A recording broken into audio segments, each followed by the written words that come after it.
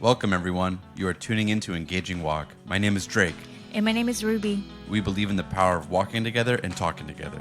It's a simple act to stay connected, and movement is key. This week, we are going to be doing a reaction to the Oppenheimer movie. Yep. So this week, we went on a date night. We went to go in Chula Vista and like the Otay Ranch area to go check out this film.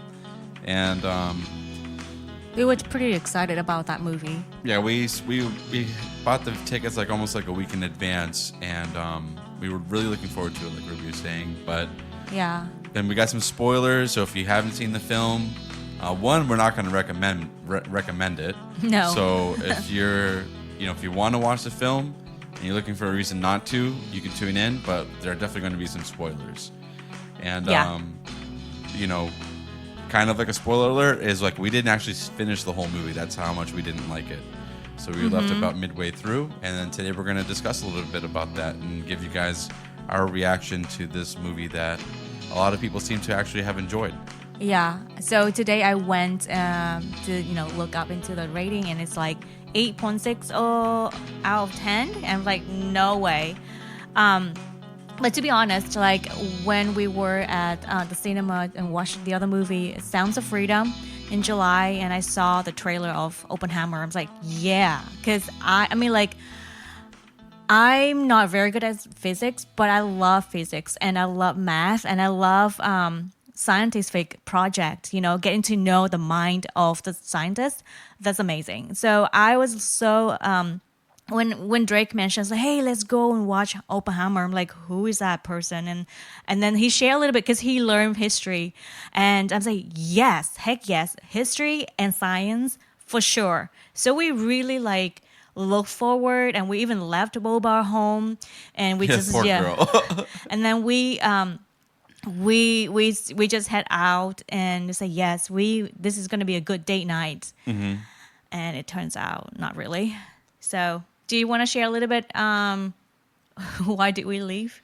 Well, first, before we get into that, we could talk a little bit more about like why we were so excited. I mean, not just the things that Rubie mentioned, but yeah, like we're both really into history. We both really like science, and like this was a movie that like we heard a lot of really good things about. A lot of people were like, "Oh yeah, it's it really gets into like the great aspects of like fission versus fusion physics and Quantum physics." Yeah, and really gets into like the political aspects of like what was going on during that time between like communism and capitalism, things like that. And Rubie comes from a communist country. Yeah. She moved over here from Vietnam, and my family escaped communism in Cuba. So like that's something that is like both interesting to the two of us, that we're both really interested in like how those things happen here, because we don't like communism like at all. And then we also like get to for me personally, I want to see a different perspective, like different point of view into this. So I'm like, yeah, sure, of course, I would love to learn more. But Yeah, so we were really excited. All these people talked it up, and then so talking about like why we left. So the film starts off pretty well, actually. It goes into it. I mean, it sort of like leaves a lot of to the imagination, and I was kind of lost because they jump back and forth. Yeah, the there's past and future. I was like, what is this? Yeah, there's a lot of like in the present. The film actually kind of almost follows Oppenheimer too much. Like, even though there's all these other characters that we might need to know more about, in the beginning, it's solely focused around him. And that's actually one of the major points that I thought was, there's a line in that film that like kind of like speaks to how eerie that is. But anyways, there's we'll talk about that later. But the But beginning we try of the film, not to spoil the movie for those that want to watch it. But we not recommend. yeah. Anyways. So there's like a fluid timeline where he's telling a story to people that are inquiring to him about his political leanings. Yeah. And his political leanings are, historically, this is something that you could just look up in history, is very, very left leaning and what a lot of people would just consider he was a communist. So they're asking him about his policy, his politics, and the people that he associated with for national security reasons. And you'll kind of find out about like what happened during that time.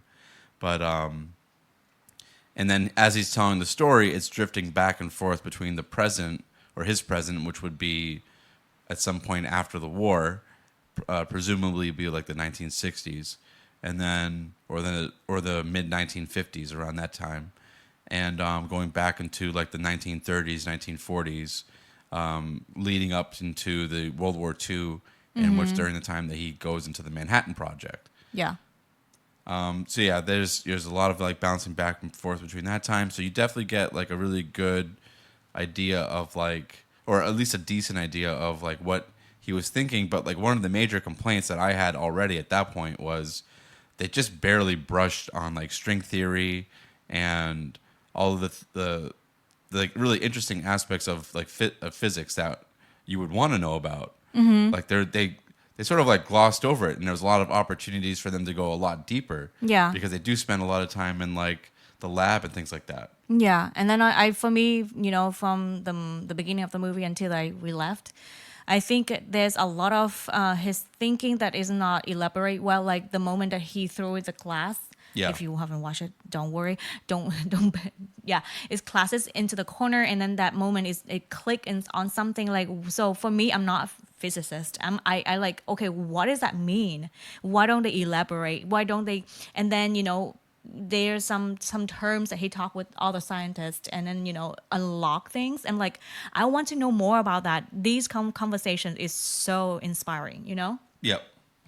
Yeah, especially during this era, because there's also like political aspects to it too, because they get into a little bit about how, and Rubie and I were just talking about this earlier, is a lot of the German scientists like Albert Einstein, Werner Heisenberg, all these guys were Jewish, and we all know what happened in Nazi Germany during that era was probably one of the causes of like why the Germans didn't end up making the atomic weapon before the Americans, is that the Americans were like, hey, if you're a physicist, come on board. We want you. Communists, like, we don't care. We just want people to make this bomb before the Germans. Yeah. And they put aside all these things, which might not have been as smart or led to other issues afterwards that you'll come to find out. But they didn't really care. They didn't care. They should have had a lot more scrutiny in terms of like letting communists through, but they just didn't care who it was as long as they were nuclear physicists, and as long as they were studying this cutting edge theories of physics that would enable them to make the atomic weapon. They were like, "Hey, you're coming on in. You're coming on in this project." But the Nazis had a different approach, and so they definitely brushed on that. So you see like Albert Einstein in the film, or the actors portraying them, and Werner Heisenberg, and then the Oppenheimer traveling over to Germany to get more training from the minds that were really diving into this new cutting edge and fringe theories of physics. Yeah.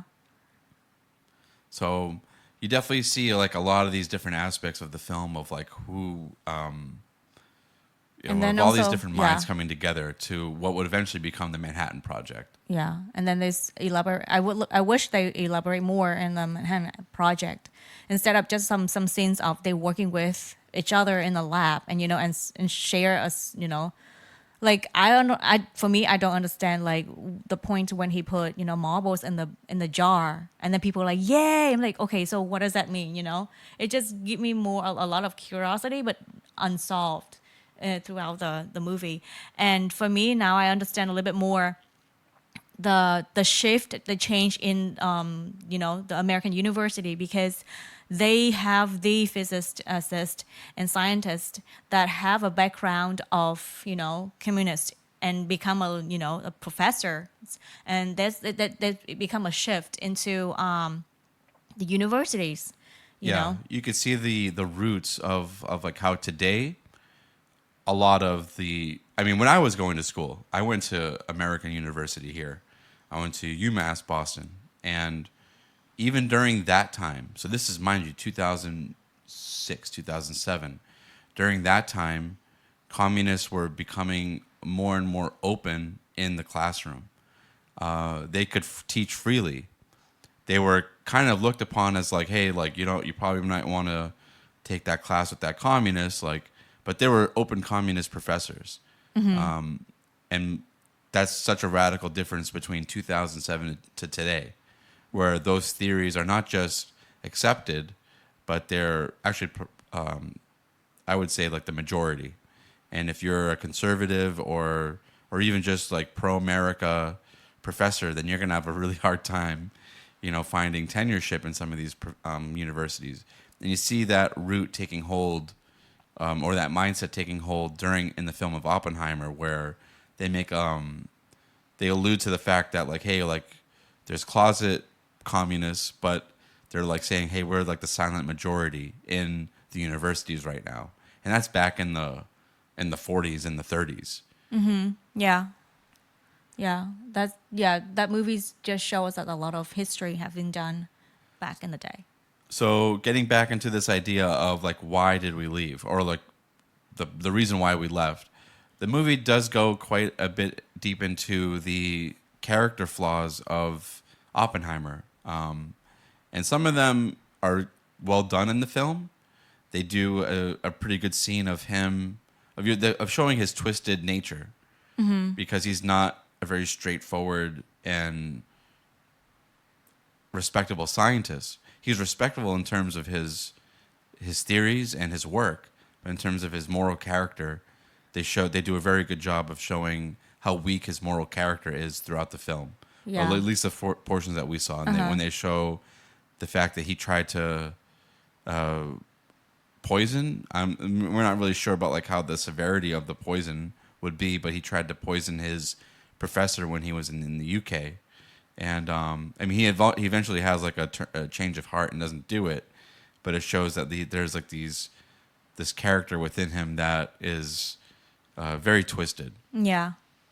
And then this goes into which is this goes into one of the main reasons why we left, is it goes into his adultery and his womanizing. Yeah. And which I think would be okay to make references to it in the film, or to discuss it, or to make creative ways for the audience to understand, like, hey, this guy, although he was a brilliant scientist, he has major character flaws. They do a good job with the apple scene with him poisoning this apple, but then they go into and showing really vivid and what's the word, like explicit sex scenes that just don't really even belong in the film. And I think it just take too much time on, like focus on that, and instead of focus on, scientist work, scientific work. And to be honest, I was uncomfortable because I understand that they rated at restricted, but like very unnecessary, and it just bombarded with nudity, and like, because the reason we do the podcast, because we are for family. We want connections. We want to stay connected. And for me, when to see that, I'm like, okay, the producer want to share that theory. I'm sorry, that idea across. We got it. Like the very first time that he locked eye with the other girl, and then right after that he kissed another lady. I'm like, okay, this is weird. I'm lost. Who he's with, and then so we got the message, but then it's constantly going to nudity, and then over and over and over again. And for me, to be honest, I was not happy, and I was totally upset. I'm like, we need to go. We need to leave, because our eyes and our ears are very important. And then whatever that we allow to see in is, people will say, oh, it's okay, it's you just watch it once in a while, it's fine, no, it's no problem. No, the next time you walk out of that movie, or maybe you during driving or working, that pictures will come up, and then that picture is stirring something else that's just lost. you know. And then that is spirit that we do not want in our marriage, you know. Maybe it's not okay. I don't have them, you know, that thought toward my spouse, but hey, we allow that because we watch it. We allow that into our mind already. So everything starts with a thought. So that's why I'm like, I don't like this movie. Where it's going, I want to see the. I mean, like, I regret not to stay at the end because I don't see the final thing, which is that But I will not tolerate 3 Yeah, maybe hours. if it comes out on like when it comes out on like Netflix or something like that, we could watch it and then skip through. But like it seemed like But like, I will not tolerate to just watch nudity Yeah. and adultery And it on my wasn't face. just like the nudity that was the problem. I mean, nudity can be, I think, like in certain instances, could be like necessary to tell the story. So, like for example, like if there's if you're watching a movie about survival, and a man is trying to survive out in the wild and then falls into the river, and now he's got to take off his clothes to dry them out, or else he's gonna die. Because like wearing wet clothes in the freezing cold is just you're gonna die. And then telling that aspect of the story is kind of needed to show like the trials of what a survivor is going through. Mm-hmm. But this wasn't that. No. Those scenes did not belong into the story. It just to be honest, it just celebrate adultery, and then there's like a jealousy between two women. This is not a family look like, and this is not what we stand for. Yeah. And then that's why we look at each other when it's like, are you comfortable watching this? And like, no. Yeah, And I think to fully understand like how much this didn't belong into the film, I have to describe the scene. There's one scene that was particularly disturbing because he is in the middle of being interviewed by, so spoiler alert, if you want to just fast forward through. He's in the middle of being interviewed by, it looks like the FBI. And the FBI, at this point, I think that they have revoked his security clearance because his security clearance was granted in order for him to be able to see all aspects of the project. So if anyone that's been through a security clearance like I have, like it's not an easy thing, especially for like that level of security. So they're like really scrutinizing him, and they're going over every aspect of his life.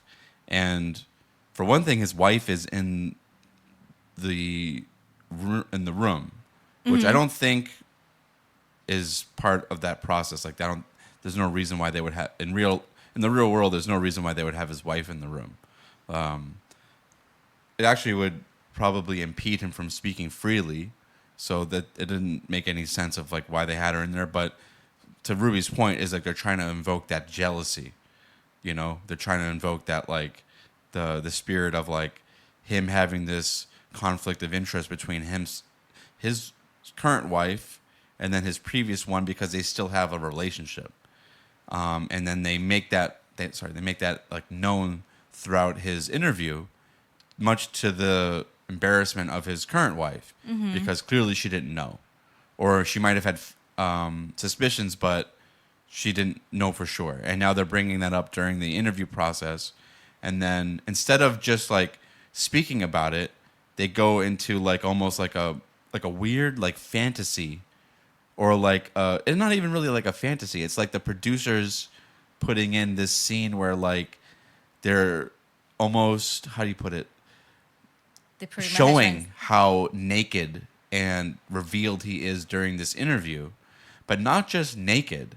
Like that would be one thing to show the viewer or the audience like, hey, this man is like being exposed, and then symbolically he's being exposed, and then they show him being exposed by showing him like naked at this interrogation scene. But they didn't stop there. They go the extra mile, and then have him having sex in the room where the interview is when he's happening. being interviewed, which clearly didn't happen. But this is like how perverted the producers were, and then put this scene into the movie, which goes back to my point that it did not belong. It's not the same as like The Revenant or To Start a Fire, where like you're dealing with a movie with like cavemen.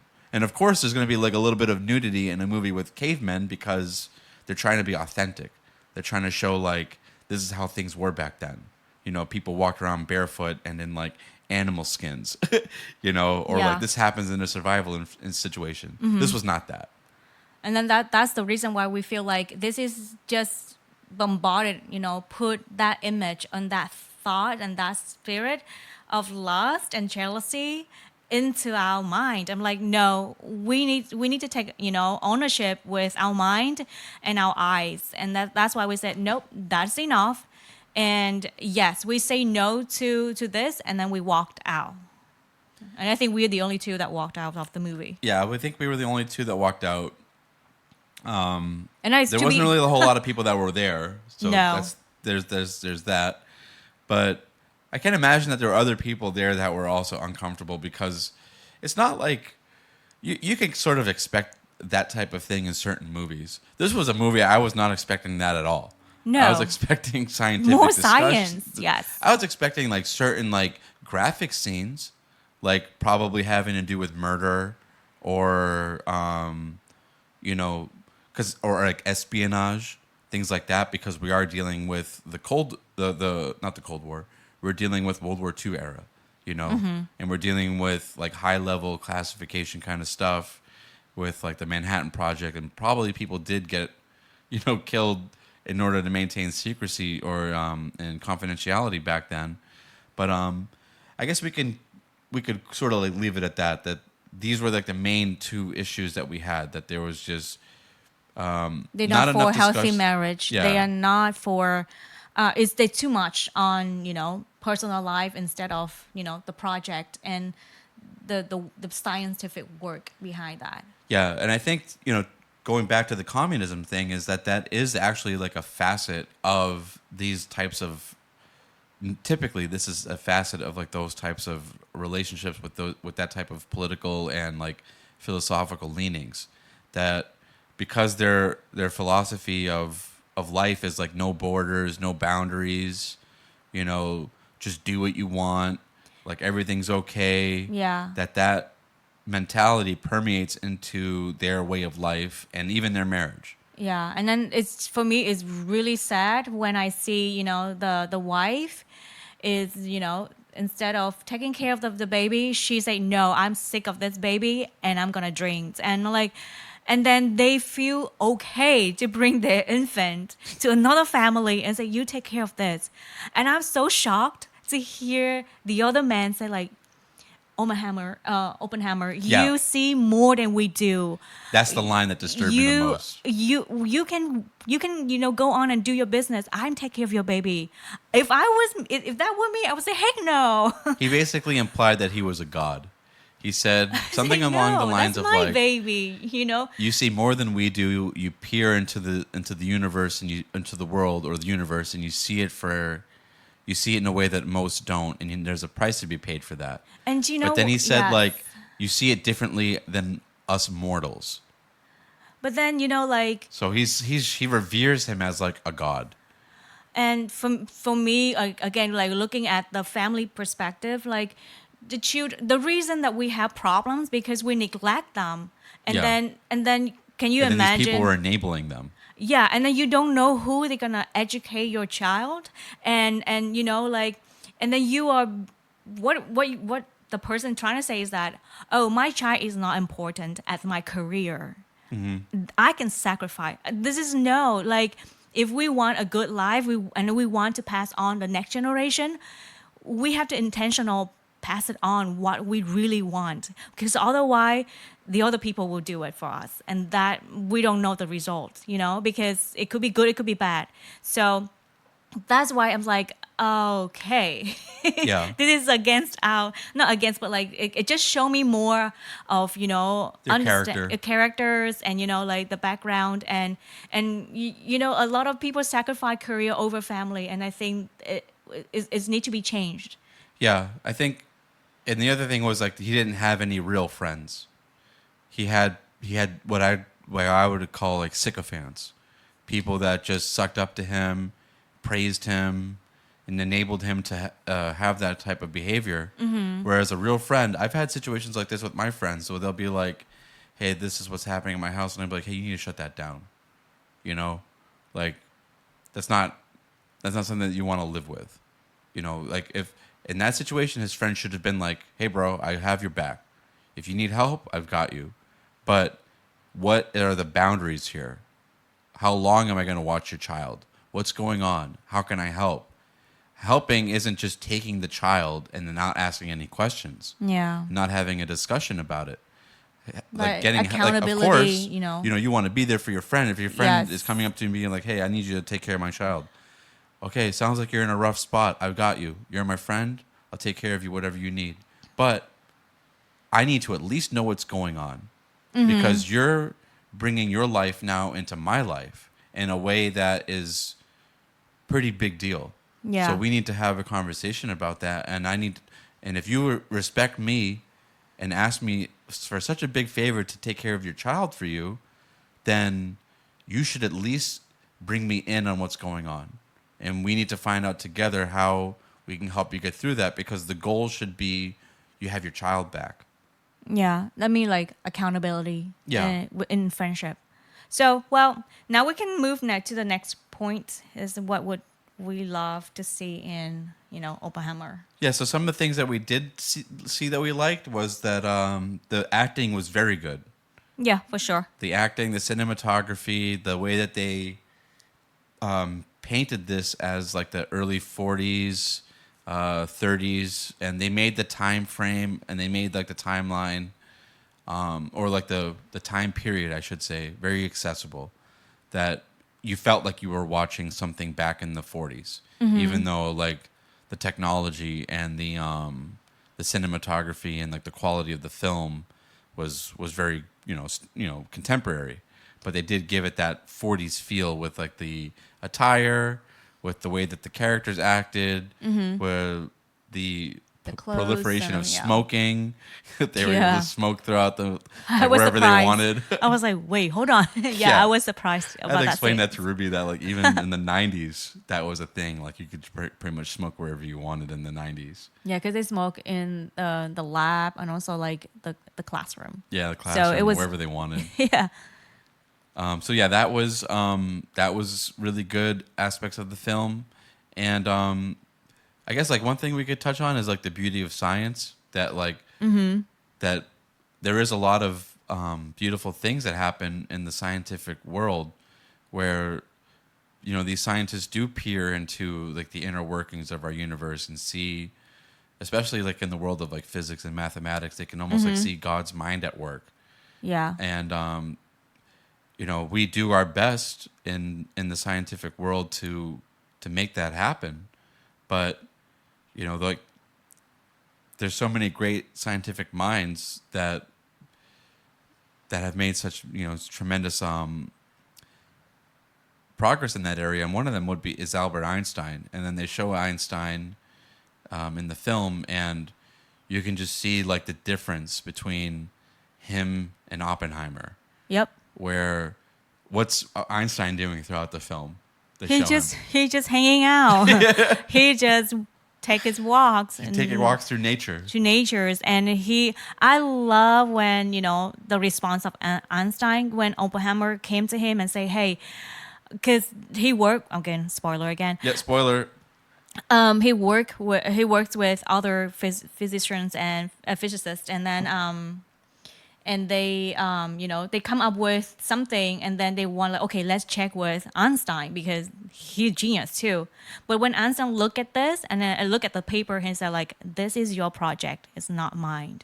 And I feel like, well, at that point in the movie, I didn't see the whole review of characters of Oppenheimer, and for me, he just like a good scientist.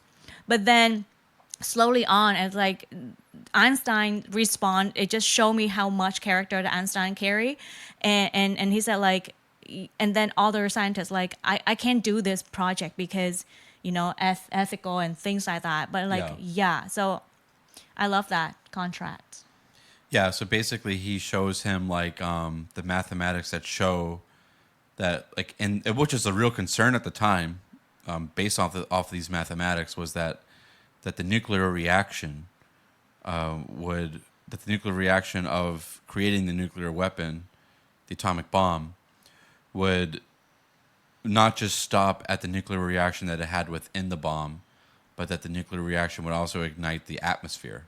Yeah. So they show, or Oppenheimer shows this formula, this mathematical formula that basically shows that to Einstein, and Einstein's like, he's like, well, you're gonna have to run the numbers. He's like, that doesn't sound like my problem. It sounds like your problem. I don't want anything to do with this. So he's basically telling him very like courteous, like respectfully, like, yeah, that could probably be the case, or it could not. I don't really know, and I'm not really involved in that, so I got other things to do. And then he just kind of just like walks around and he's continuing to observe nature and Yeah. having and enjoying his life.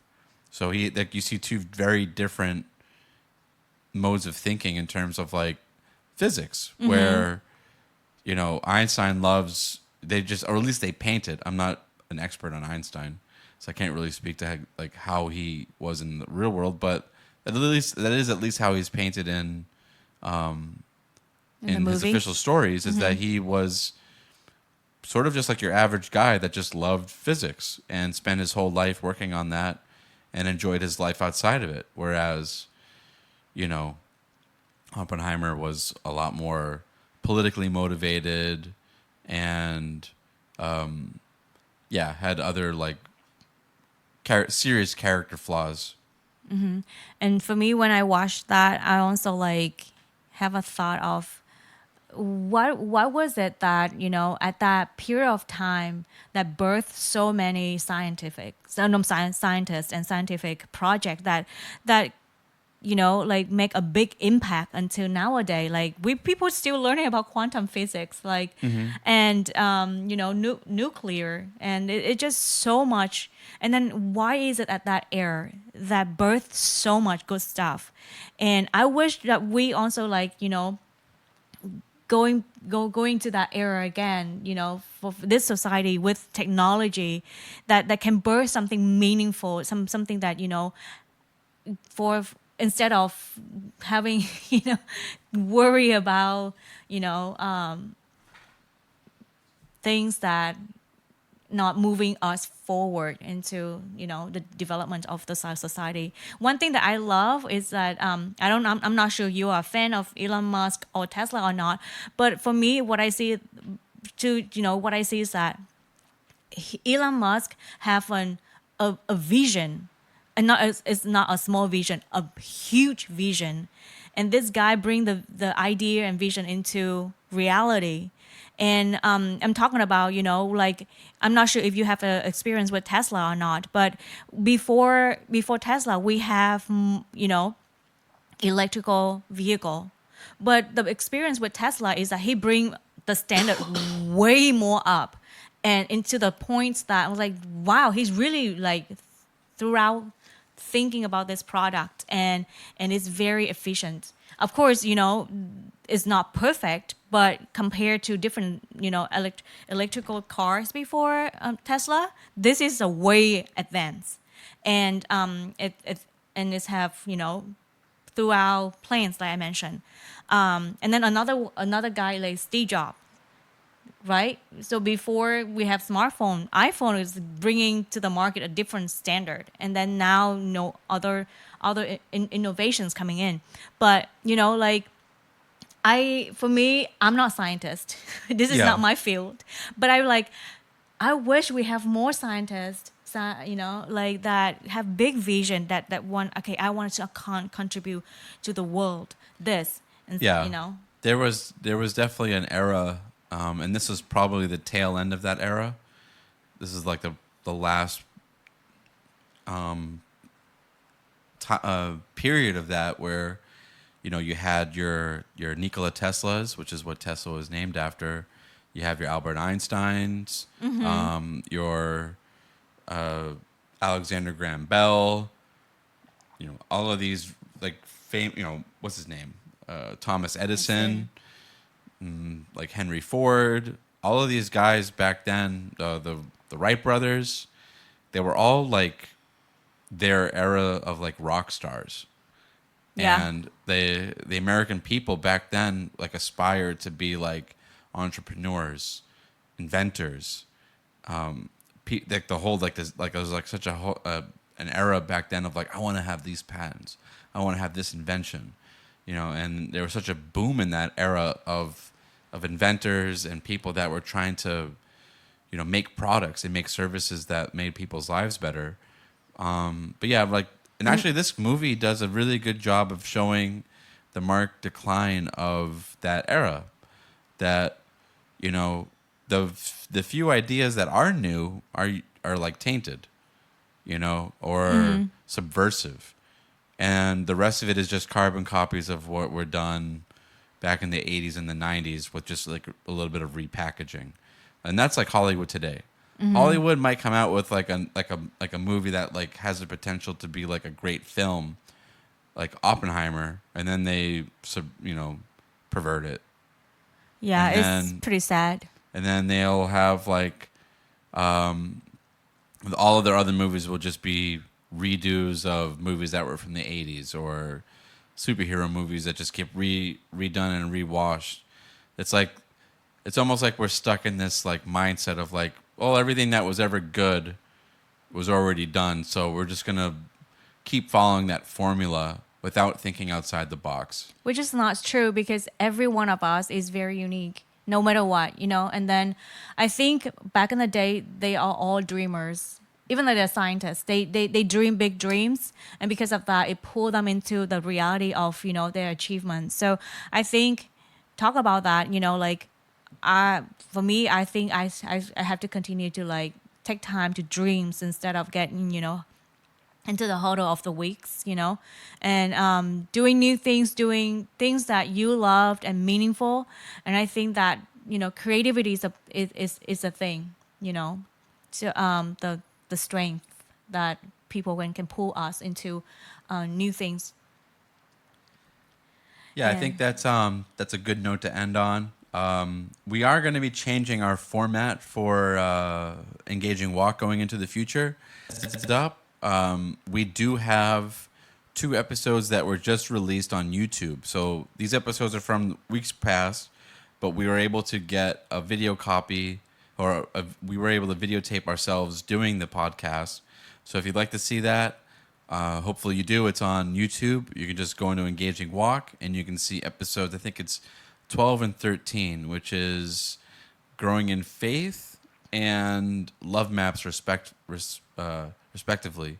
So you can see us doing that podcast on YouTube, and going forward, that is going to be our intention, is to do 15-minute podcasts with the video, and so you can see those all on YouTube, and then you can also listen to the audio portion on Spotify, Pandora, Apple, whatever it is, wherever you can listen to podcasts, you can listen to our podcast. And we thank you guys for listening. And You want to talk about the assignment? yeah, so we also want to let you guys know about this assignment for this week. So Rubie and I stepped outside of our comfort zone. Normally, Yes. we go it safe, and we watch like PG movies, like or like Sound of Freedom, a movie that we know is like, It's for life. It's Yep. for families, and So, all yeah, the good stuff. we try our very best to stay clear of like movies that are, perverted, like the one that we just saw. But anyways, we want to encourage you guys to step outside your comfort zone and watch a film or documentary if you want to play it safe. But even those, you never know. That you normally wouldn't watch as a couple, and discuss the ideas and emotions that it stirred up within. Yeah.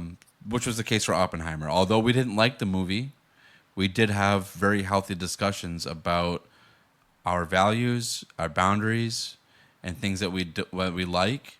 And sometimes to get a better idea of what you like in life, you have to kind of encounter things that you don't. It creates a boundary. It creates an area of like, hey, this is not okay. This is good. Yeah, and don't be afraid to to set that boundary and hold it through it. Yeah, we definitely took our date night. That, and So we end up with the sushi. yeah, so we ate some sushi, and we saw the beautiful sunset. Yes. that's the plus. Definitely. So we want to thank you guys for tuning in, and we hope that you can take our engaging walk and make it your own. Yeah. And thank you so much for spending time with us. We appreciate that. And please say hi and drop up some comment, and we love to read them. And tell us where you listen from. So And please for stay next tuned week? for next week. What we Yes. got coming up next week, Rubie? We're going to talk about building intimacy and emotional connection. Very, very important and dicey. What? Dicey, it's like Dicey. yeah, that's what everybody wants to hear is the tea, as they call it, the tea. Yeah. How do you maintain The intimacy the and intimacy and the emotional connection in your marriage. Yep. So don't forget to click the follow button Yep.